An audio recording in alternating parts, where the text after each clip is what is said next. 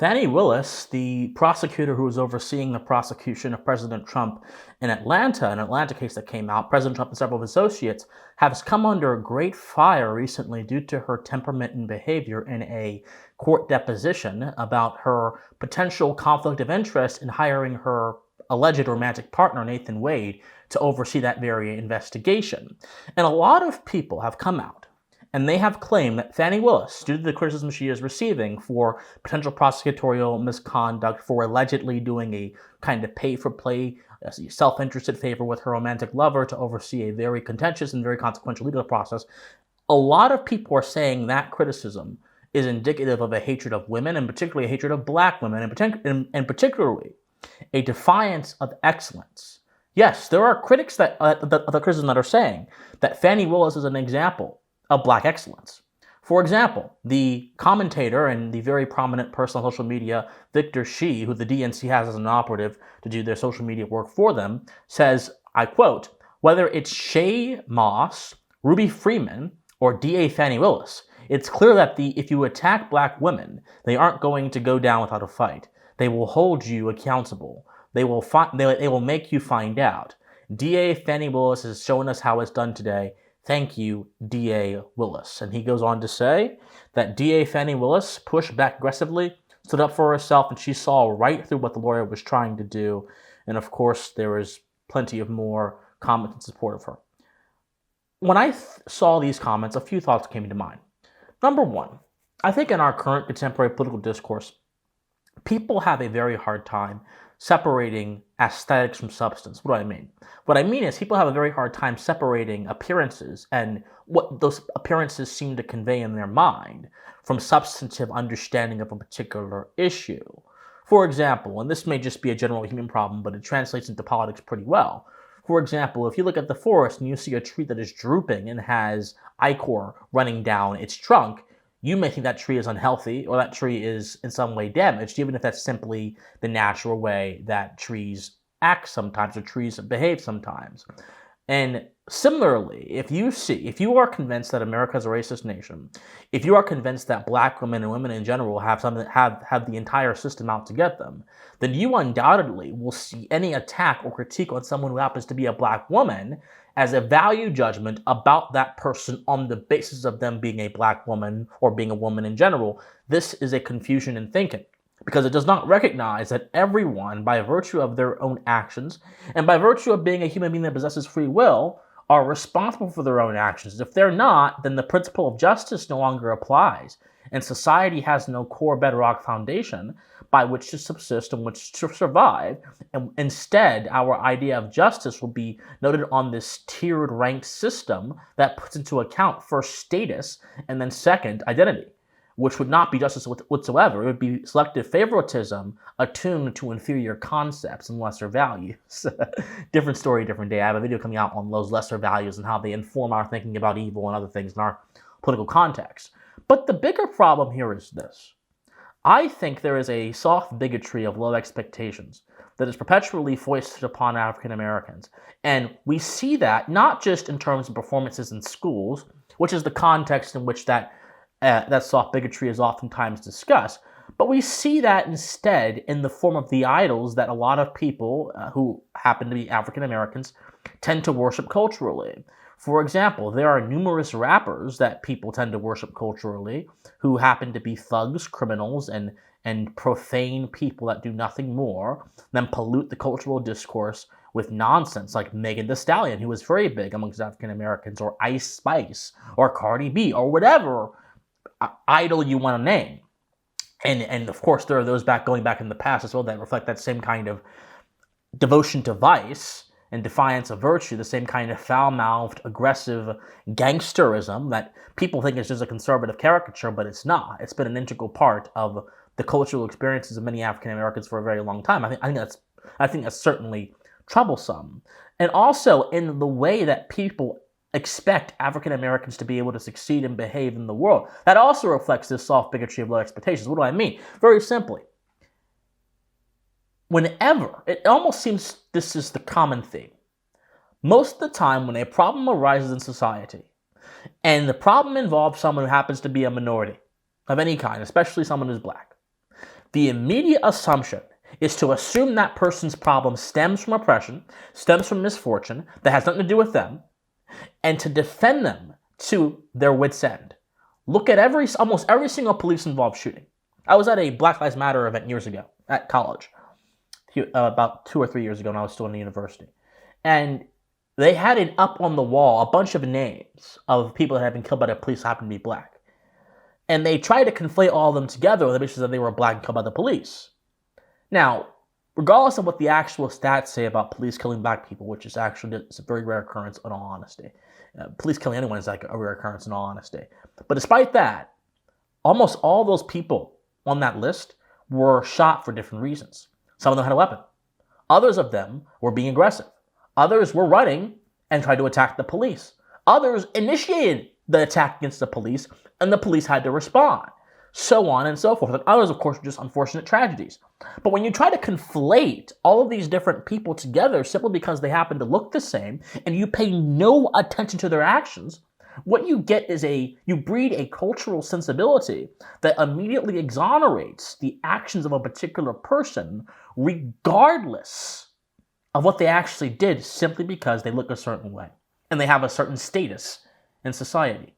Fani Willis is an example of this. The fact that this woman, and I'm going to show you in a second, was incredibly aggressive towards her interlocutors in court, that this woman changed her answer several times in terms of how she may have gotten the money for particular transactions that are now suspicious. That this woman quite literally admitted to a campaign violation and said that she took money from her campaign to use it for certain purposes. Being charitable, she may have meant other things, but it sounded like a campaign violation to me. The fact that this woman refused to elaborate on the nature of her romantic relationship with Nathan Wade, despite that being consequential to the impartiality and the fairness and the fidelity of this legal process, all of these things on anyone demonstrate either a bad character, an avoidance of the truth, which in other words means you are a deceiver and a liar, or even worse, it demonstrates a lack of care for the truth. And if you lack fidelity in your heart, I'm sorry, you can't contribute to a good society. If you lack fidelity in your heart, and your lack of fidelity is universalized to everyone else in society who decides to follow your example, which happens sometimes. We see this happen in terms of cultural idols and figures, and that society will fall apart, because a society where trust no longer exists, where goodwill is no longer present, is a society that cannot sustain itself. Fani Willis is part of that. She's part of so many phenomenons. The society of distrust and deceit, which is embedded into the structure of our government, which so many people on many levels of society, DAs, lawyers, politicians, partake in to pursue their own ends. The society of status, where a particular position you are in or close to can exonerate you of any single accountability or punishment for your own actions and gives you a godlike status amongst men. She's part of so many things. And it's not Fani Willis I'm concerned about. I'm concerned about the phenomenon that produced Fani Willis. Let's look at some of her behavior. Here is her getting testy with the lawyers after being asked a legitimate question. Point where Ms. Willis should be treated hostile. I think we. I very much want to be here, so I'm not a hostile witness. I very much want to be here. Not so much that you're hostile, Ms. Willis. It'd be an adverse witness. Your interests are opposed to Ms. Merchant's. Ms. Merchant's interests are contrary to democracy, Your Honor, not to mine. All right. Okay, here is Fani Willis not elaborating on the extent of her relationship with Mr. Wade, and instead trying to use rhetorical tricks to avoid answering the question. Give me the time period. Mr. Wade visited you at the place you laid your head. When? Has he ever visited you at the place you laid your head? So let's be clear, because you lied in this. Let me tell you which one you lied in. Right here. I think you lied right here. No. This is the truth, Judge. And it is a lie. It is a lie. Ms. Willis? You see. Mr. Seno, thank you. We're going to take 5 minutes. We'll be back in 5. Okay, there are more clips I can show you, but you get the point. The simple point is this, my friends. Fani Willis is not a reflection of black excellence, or any excellence in all honesty. I think it's kind of silly to put the label black in front of excellence, because that's a qualifier that diminishes the universality and the importance of the work. But she's not a reflection of excellence, nor is she a victim of tropes that minorities allegedly face, according to left-wing minds in American society. And those who claim that she is either an example of excellence or a victim of these tropes that minorities happen to face in American society, are doing what I call premise smuggling. They are presuming several claims without justifying them in evidence, logic, or reason because they are plausible given the history of the context they are in. It's plausible, for example, that a black woman might be a victim of racism or discrimination because historically that has been the case in some areas. And so instead of actually proving that is the case in this particular event, they are smuggling the premise using plausibility and only plausibility, not the actuality of the evidence, to make a claim which in any other circumstance would fall apart under scrutiny. It's rhetorical and linguistic wizardry and manipulation of the highest order meant to enslave the minds of men to a mediocrity that drives them to support things that are either unjust, they are stupid, or both at the same time. And in this instance, the injustice comes with exonerating a woman of her vices and her ills and her deceit and her trickery on the basis of her race, on the basis of her status, on the basis of her gender, all because it makes you feel like you are a good social justice warrior. That does not absolve you from your duty, your first principal duty as an interlocutor in politics society, to seek the truth and to scream it to the rooftops wherever and whenever you can. But under the society of status, which captures the heart realm and enslaves you to your emotions, and manipulates your mind to be geared and tied to your emotions like an anchor to the bottom of the sea, everything I just said can be justified. And that's the problem. We are dealing with concepts that are ruining our ability to defend ourselves against the evils of manipulation and deceit. And Fani Willis, and how she's being treated by people who are defending her, is an example of that. This is a dishonest use of the powers of communication of Fani Willis's defenders. Fani Willis is a corrupt, wealthy bureaucrat whose lies, whose diversions, and conduct make a mockery of the American legal system. She is chock full of privilege. Any other citizen or person that has acted like she has acted would be held in contempt and thrown on the wayside.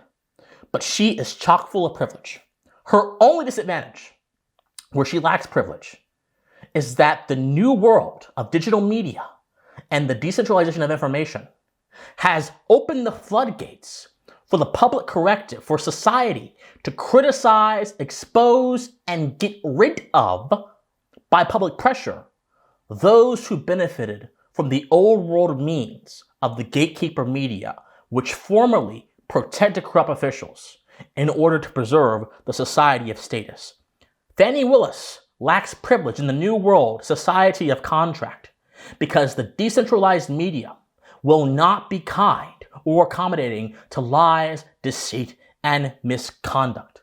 So in a world where corruption is more easily rectified, in a world where information is not controlled by those who benefit, and in a world where, in all honesty, information about certain people is more easily dispensed, good or bad information, that's a world where folks like Fani Willis are not able to make their mark and not able to conduct their trickery or to conduct their manipulation. Shame on Fani Willis and her defenders for attempting to suggest that her race or her gender are at all factors in her clearly bad conduct. Shame on those who are shackled to the society of status, which is a brand upon the minds of men, which our founders fought to break the yoke of, who are more interested in seeing Fani Willis as an avatar of their political ambitions rather than as someone who is supposed to serve the public and whose only legitimacy in office is conferred by the constitutional principle of consent of the governed, not by the sociological principle of black girl power or whatever they want to say.